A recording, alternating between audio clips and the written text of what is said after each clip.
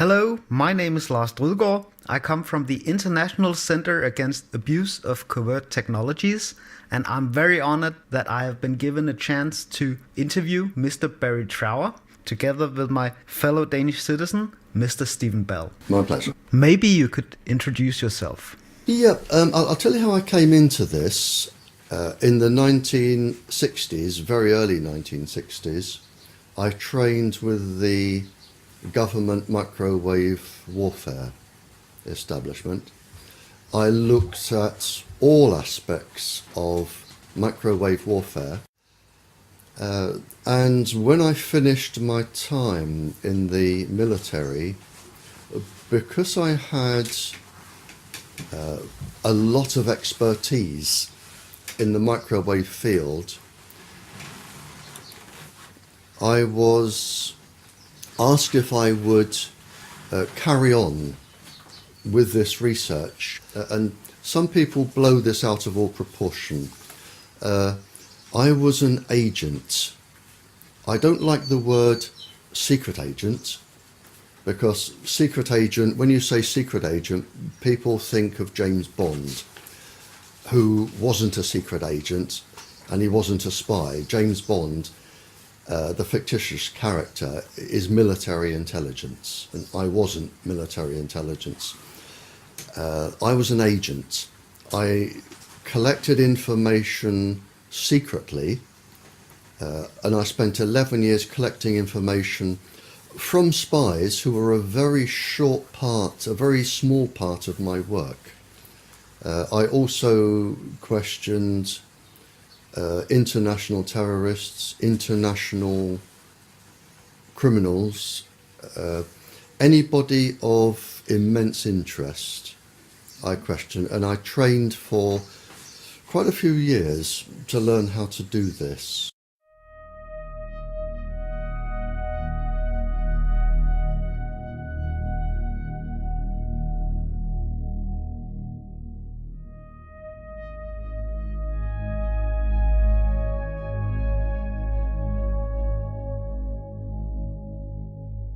They found that there was an unusual number of breast cancers, childhood leukemias, other cancers, and they couldn't work out why. So they changed some of the staff, and then they went down with leukemias and cancers. And again they changed the staff, and then they looked into this and found they were being microwaved. And this is where the United States became a little bit naughty. They decided to keep this quiet. The Americans used their own people as initial guinea pigs to develop their own weapons. And then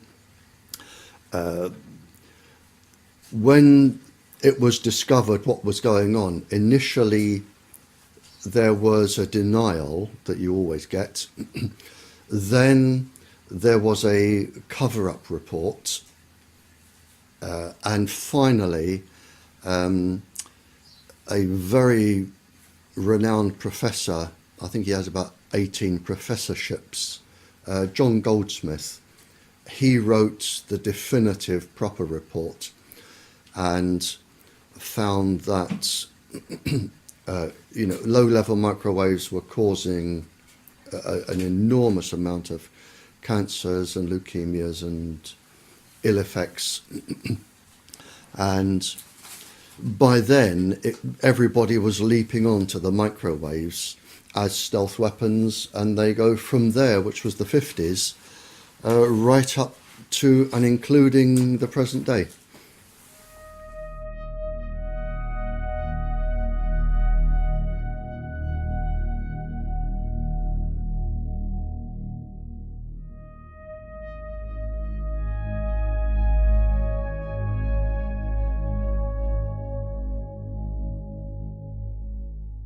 The ladies were protesting about having American missiles on English soil. Mm-hmm. And it was a peaceful protest. All they were doing were camping outside the perimeter of the American base. There was no violence, no swearing, no shouting. It was a peaceful protest. And it was found that from the American base, the ladies were being microwaved, and it was actually measured. They were being microwaved to make them sick. And in fact, when the figures came out, there was a disproportionate amount of tumours, personality changes, suicidal tendencies of the ladies. They were deliberately microwaved by the Americans for protesting about their base.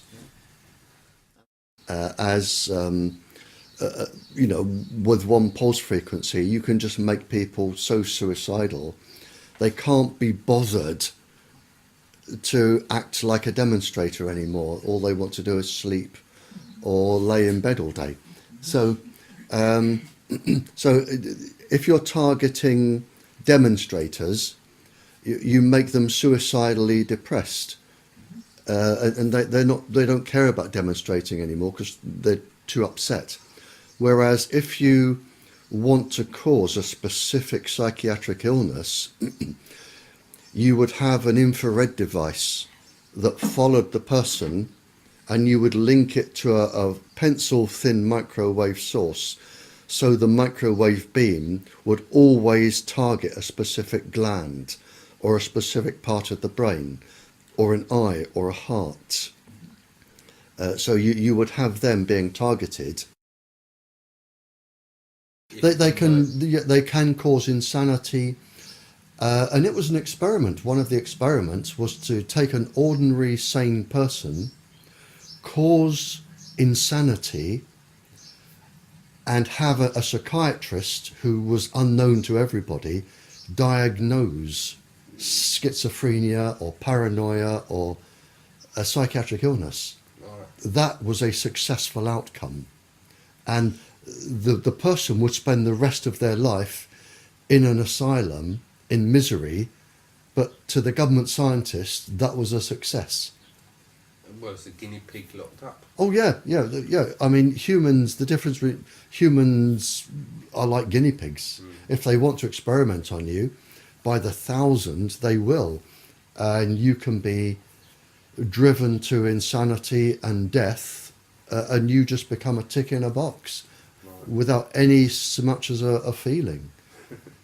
Yeah, and this is what they do, and this is why they are above the law.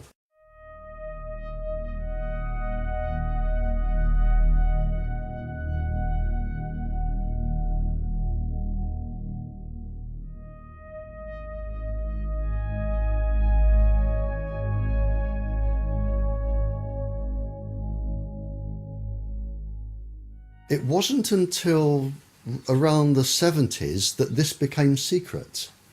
For some reason, it was talked about openly. You know, if I'm talking to a spy and I want to find out where the spy was trained, how the spy was recruited, over the 5-year period of training and everything that went on, it's going to take years and years and years.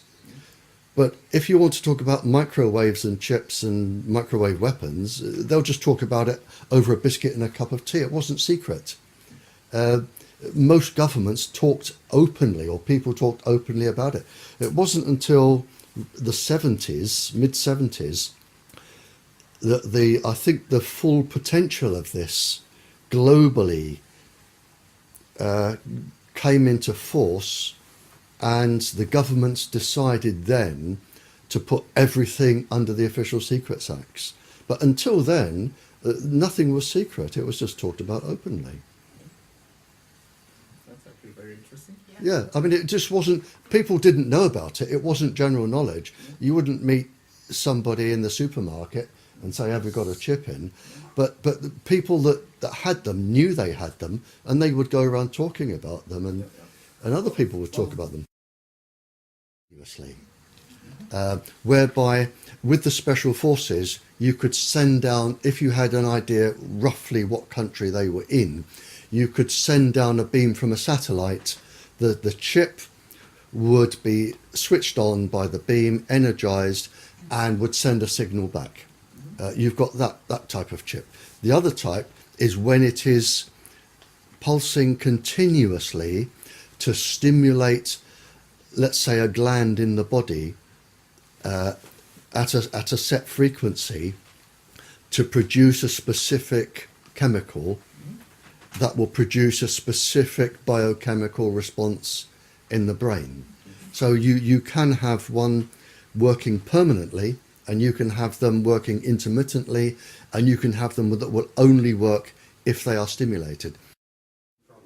Yeah, I mean, voices are the easiest ones because all you have to do is stimulate the cochlea with a set resonant frequency. It's very easy.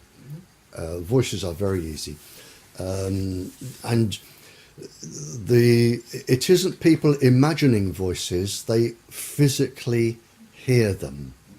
They physically hear, as I'm talking to you, my voice isn't inside your brain. My voice goes no further than an inch into your ear, no further at all. It's the electrical signal that makes you interpret how I sound. And once you've got this electrical signal, which can be a chip or lots of things, you can physically make people hear voices, certain voices. And it can be any conversation, and it can be anybody you want to hear. It can be a soft, angelic voice. It can be a god. It could be something that scares you, like a devil. It could be anything.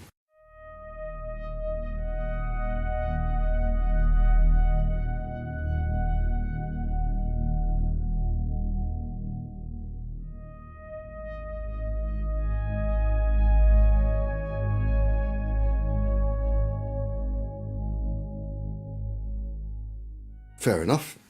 So I was there. I went into the back of a big black car, and it took me off in the dark, and then underneath a huge building in the dark. And I was suddenly thinking, well, hang on, this could be a bullet in the back of the head time. I'm getting uncomfortable here. But he took me out and took me to a room, and he said, I'm an international scientist. He said, and something is really, really worrying me, and I have to tell somebody who can tell the world. Now, I actually knew what he told me, I knew was going on anyway, because it had been discussed in other countries. But he said, it is now possible to genetically change bacteriums and virus, genetically change them. What has been developed now is if bacterium, they can lay, and yeasts, they can lay in the soil for hundreds of years in a dormant stage. And it's known by grave diggers or people who dig up old graves that it's possible when light comes on the bacterium to regenerate the bubonic plague that's been laying in the ground for several hundred years. It only wants that particular frequency and bang, it's active again. You don't need more than 2 brain cells to work out where you go from here. Viruses are neither dead nor alive. They inhabit hosts. If I put a virus inside a dormant bacteria that I know I can spring to life, I go to Norway on a holiday, or Denmark, or Sweden, I just spread the virus around the forests with the dormant bacteria, and I come back. And I can wait, if I like, 100 years, 200 years, or 2 hours. Makes no difference to me. And then all I have to do with HARP or a similar device is put the frequency, the microwave frequency off the ionosphere, down onto Norway. Whenever I feel like it, the virus will spring to life because their host has sprung to life. This is where we are. So countries can now, just by introducing bacteriums and viruses and whatever, they can totally devastate the economic possibilities of another country. But doesn't that mean that we are in a new Cold War and that the entire military is obsolete? Oh, you're absolutely right. We are in a new Cold War. And this is why countries are developing this. I mean, really developing this. And this is why all of the microwave transmitters are going up everywhere. Because somebody, if they wanted to, could use them for other effects. The system is up and running.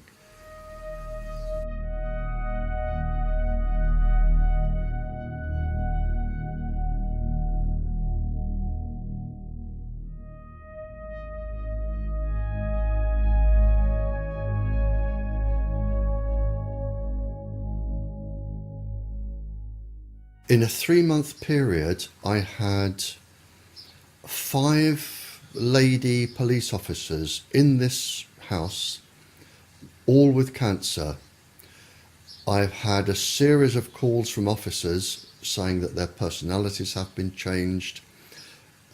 Whenever I go to a country, and I think the year before, I did 6 countries, I think last year or the year before, the questions always come around to TETTRA, and they always come around to aggressive behaviour from the police since they started using TETTRA.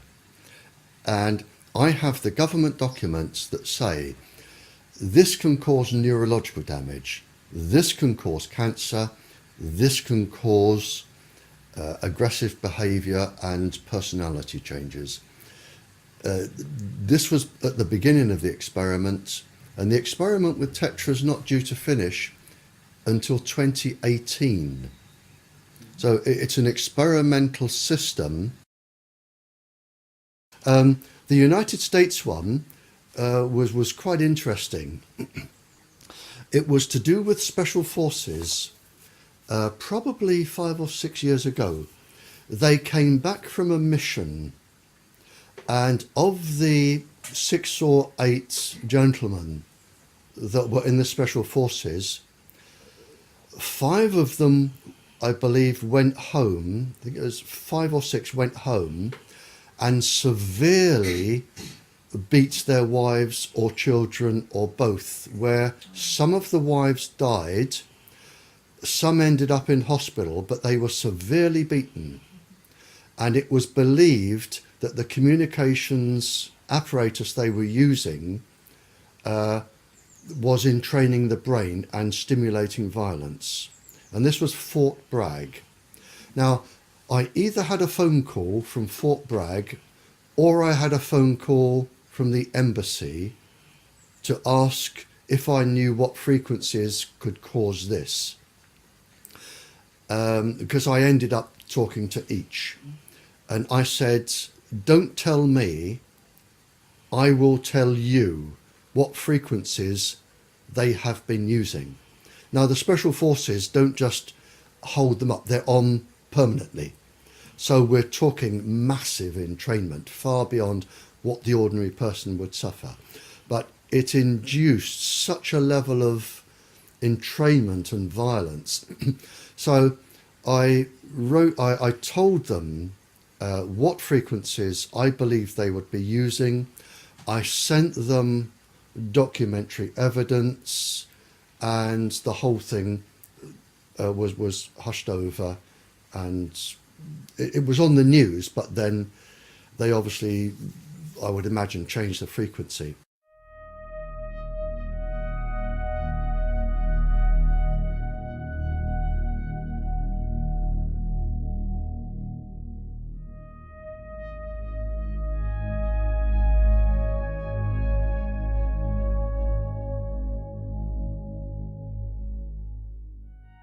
It's been shown that a child using a cell phone, just an ordinary school child,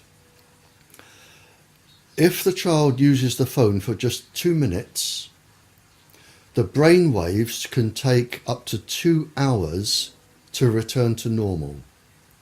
2 hours. And that's been published.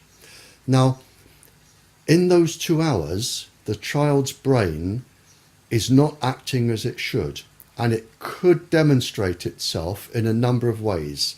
For instance, if the child were in school and made a quick call from the playground, it could be lack of concentration, hyperactivity, bad behaviour. It could be anything like that. And that would slowly ease off over 2 hours. Now that's just from 2 minutes. Now if a child makes a phone call every couple of hours, the brain is going to be entrained permanently. And it's already been published by the industry that a child using microwaves just before bed will have his or her sleep totally disrupted by entrainment. I cited, I think, 200 schools in Europe where a transmitter had been put in or near the playground where they had leukemia clusters. Some of our own MPs here have stood up in Parliament to say that they have 11 children under the age of 11 with leukemia around a transmitter, or 18 children. I mean, it's so. I mean, cancers are reaching epidemic proportions. There are lots of different types of cancers coming up now. I would think, I know in China, they've just had a 3,000% increase in parotid gland cancer, which is the side of the face where you would hold a mobile. We're getting cancers of the eye coming up. Obviously, brain tumours. In fact, brain tumours are quite enormous now in terms of numbers. That I read a report, and I read this out in Canada last year. People are so worried about the numbers of brain tumours that they've re-diagnosed 10,000 brain tumours as endocrine cancers to take them off the statistics. And I do know that in the European Union, we have been told that cancers are at epidemic proportions, and we're talking generally cancers between the ear and the brain.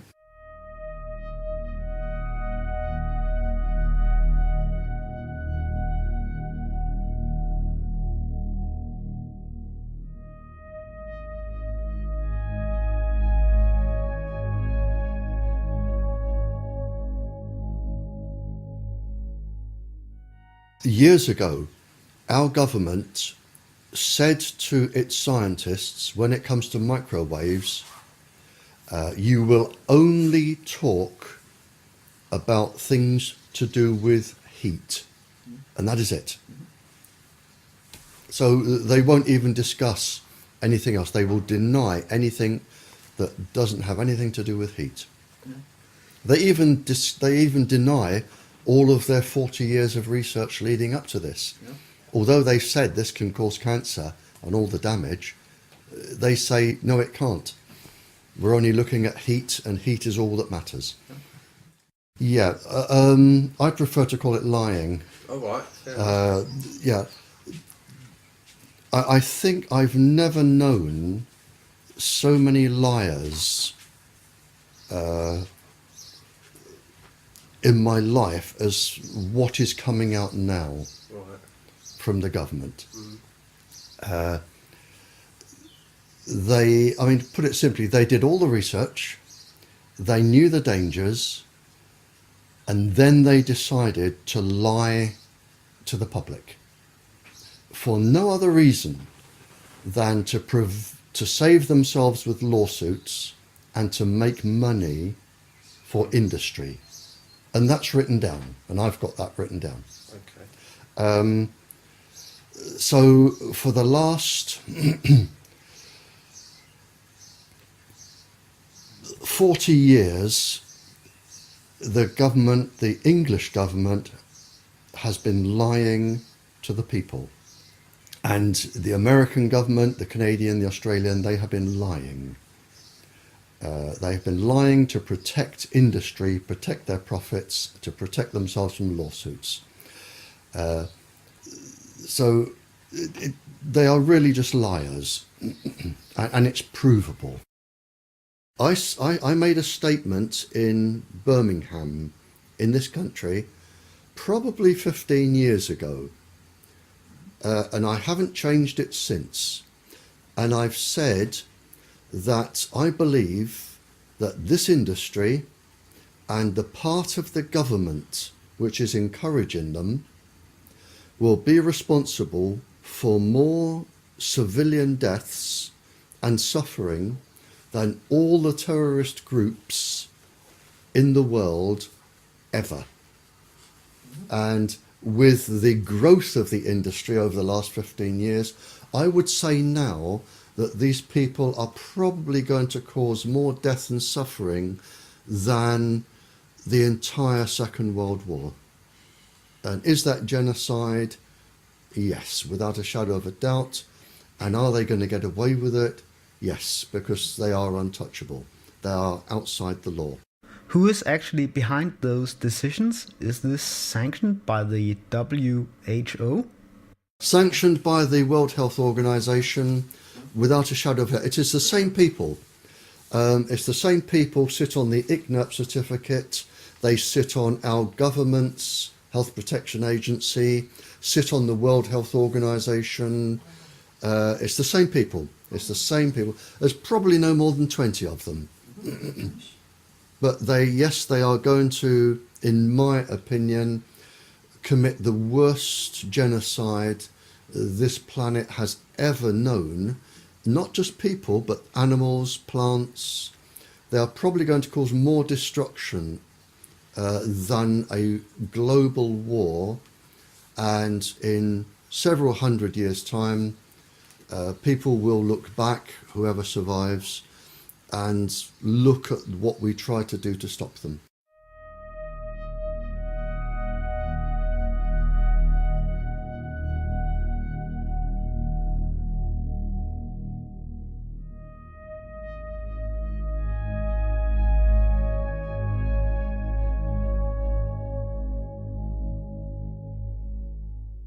Operation Paperclip. At the end of the war, the scientists were pardoned, most of them. They were pardoned for all of the people they had killed, experimented on. They were given new identities, mostly in the United States. They were given new identities, lived an ordinary civilian life, very well paid, and they went to work in laboratories for the American government. And they handed over all of their research, and this is where it came from. And this was the basis of all of this, Operation Paperclip. If they could catch somebody and keep their name secret, that was Operation Paperclip, and they took them back. They took them back and they kept them. They used all of their resources, and there was a lot of scientists. They used all of their resources, and that was the basis of the mind control, the drugs, and everything else. I do know one experiment, just to give you some examples. I know that they found that with one of the subheadings was the microwaves on pregnant women. And they found that they could cause a 57.7 increase in miscarriages in pregnant women, which is just one experiment, you know. So what you're actually doing is killing 57% of all the children. Again, mixing microwaves or electromagnetic waves with LSD, lysergic acid, on 4-year-olds. they just experimented on people, causing any amount of suffering to the point of death. And if people ended up in metal cages or stone boxes for the rest of their lives, that was the way it was going to be, because they were allowed to be experimented on. But as I say, there is no boundary. There is nothing which, to me, is too low. I mean, if you're going to attack a uterus in a child, you can't get much lower. And this is what they were all about. At the end of the Second World War, a committee was formed by all of the Western Allies, the United States and Russia. And it was called the Nuremberg Treaty. And the Nuremberg Treaty was agreed by all the countries from the end of the Second World War. It was set up to stop people like Joseph Mengele, the Doctor of Death, in Bergen-Belsen concentration camp, where he experimented on twins. And they, from the Japanese torturing the American and the British and the European soldiers, the Germans experimenting, the Nuremberg Treaty was set up, and it's very defined and very succinct. And it says that no person may be experimented upon for any reason, and this includes microwave irradiation, for any reason without their consent. And before they give their consent, they must have full knowledge of the length of the experiment, the outcomes, any potential dangers, any potential ill healths. It must be fully understood and explained, and they must give individual consent. And this includes TETTRA, which is an experiment that's going on until 2018 to look for cancer and brain damage. So everybody using TETTRA is actually breaking the law, the people organising them. So that was set up. So experiments on people, service personnel, the police officers with TETTRA, microwaves, it is all illegal according to the Nuremberg Treaty. As far as I know, the Nuremberg Code and the Nuremberg Treaty was created after the Nuremberg trials. Right, yep. And in the Nuremberg trials, there was a specific trial called the doctors' trials. Yep.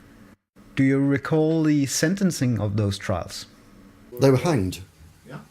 Oh, and I've written it. I've written it in my papers, and I've said it on air in the radio. In fact, I said it, I was on international radio. It went out to 95 countries 2 Sundays ago.